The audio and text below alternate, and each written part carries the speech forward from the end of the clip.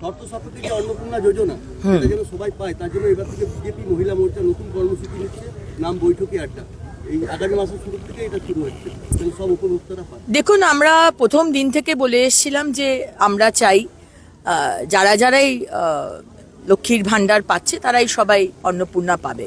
আমি সেই সময়তে মন্ত্রী ছিলাম, আমিও বলেছিলাম, আমার মাননীয় মুখ্যমন্ত্রীও বলেছিলেন। কিন্তু পরে দেখলাম যে যারা পেয়ে এসেছে লক্ষ্মীর ভাণ্ডার তারা অনেকে পুরুষ, আবার তারা অনেকে মহিলা যাদের পাওয়ার কথাই নয়, তারা ইনকাম ট্যাক্স দিচ্ছেন।